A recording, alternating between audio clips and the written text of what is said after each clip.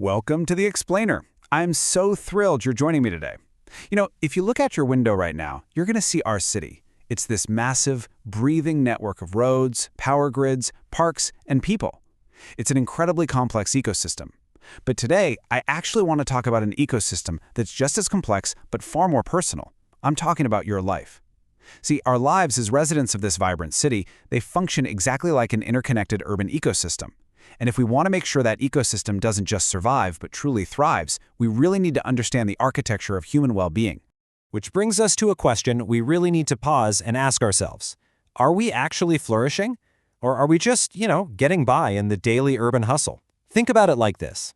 If our city has this booming, incredibly wealthy tech economy, but the water system is completely failing, well, you wouldn't say the city is doing great, right? In that exact same way, singular metrics in our own lives, like career success or climbing the corporate ladder, they don't automatically equal a good life. We literally can't just measure our well-being by our bank accounts or our job titles while completely ignoring everything else. So, to really wrap our heads around what it means to thrive, we're going to look at the groundbreaking work of Professor Tyler J. VanderWeele. He's from the Human Flourishing Program over at Harvard University, and he defines flourishing so beautifully. He calls it a state in which all aspects of a person's life are good, including the context in which that person lives. It's this completely holistic, whole system condition. It's not just about, oh, I feel happy right now in this moment. It's actually about the totality of your human experience. Okay, let's dive right into this framework with part 1, the 6 essential domains. So what are the actual building blocks we need to achieve this holistic condition? Well, Professor VanderWeele's research mapped out specific dimensions of a truly flourishing life, and it starts with happiness and life satisfaction. Now, just to be clear, we aren't talking about that fleeting moment of joy because you found a great parking spot downtown. This domain bridges two things: the day-to-day positive emotions you feel, and a much deeper, evaluative satisfaction with your life as a whole. It's that overall sense of contentment when you take a step back and look at the big picture. Next up is physical and mental health. And notice how it combines both the body and the mind. They're a package deal. True health, according to this framework, isn't just the absence of disease. It's active, functional vitality.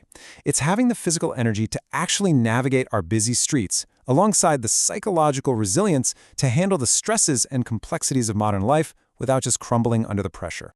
Then we have meaning and purpose.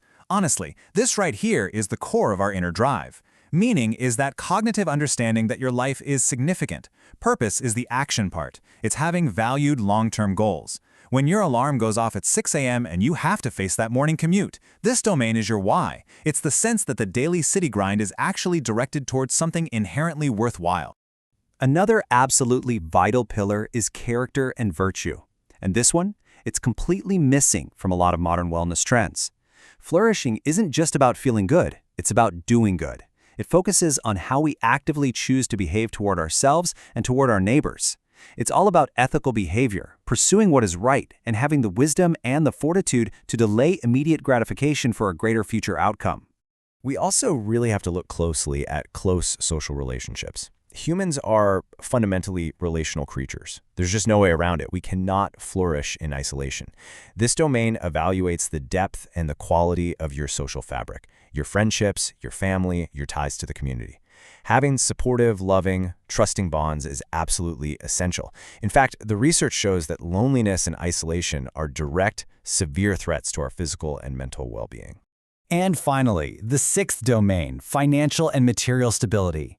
Now, it is absolutely crucial to understand the distinction here. The first 5 domains are ends in themselves, right?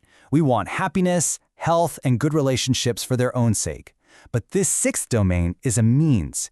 It's the critical scaffolding required to sustain the others. You need a certain level of resource security, like knowing for sure you can consistently pay for your housing and groceries to protect and sustain your flourishing over the long haul. All right, let's shift gears a bit. Part 2, the non-compensatory rule. Now, understanding these 6 domains is great, but understanding how they interact, that's what actually changes lives. Let's look at this using a pretty stark contrast. Imagine a highly successful mafia boss. This person might have off-the-charts financial stability. They might even report super high levels of day-to-day happiness and life satisfaction. But they possess a complete lack of character and virtue. They are actively harming others. So are they flourishing? Well, the framework argues absolutely not. A person who is successful and happy but morally depraved is not truly flourishing. Which brings us to the reality of the non-compensatory rule. This is so important. Lagging in one domain cannot be made up by succeeding wildly in another. A surplus in one area simply does not cancel out a deficit in another. Because domains 1 through 5 are ends in themselves, they literally all require attention. You cannot fight off a lack of close relationships by throwing yourself into an 80-hour work week to maximize your financial stability. The ecosystem just doesn't work that way. It's like a giant structure.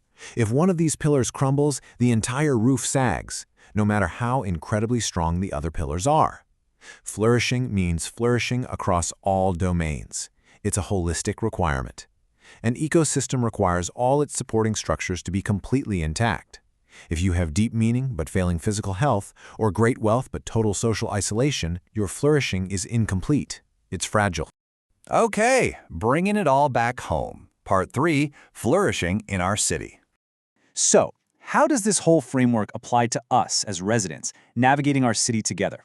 Well, Professor VanderWeele argues that our community's well-being is inherently a part of our own individual flourishing. Think about the shared spaces around you right now. Remember that original definition, including the contexts in which that person lives? You simply cannot fully flourish if your environment and your community are failing. Our individual well-being is so deeply rooted in our shared physical and social environment. We're all participating in the common good. And the crucial takeaway here is that flourishing is an ideal we move toward. It's not a final destination, and it's certainly not a binary state where you either have it perfectly or you don't. We are all flourishing in some respects and maybe languishing a bit in others. It's a dynamic, holistic journey, and it's one we undertake right alongside our neighbors, our coworkers, and our community. So, I want to leave you with this to really chew on as you step outside today. Think of your life as that interconnected ecosystem. As you navigate our city, taking a hard look at your own life, which of your 6 domains is currently thriving? And more importantly, knowing that you can't just compensate for a deficit, which domain needs your attention next? Thanks so much for joining me for this explainer, and I'll catch you next time.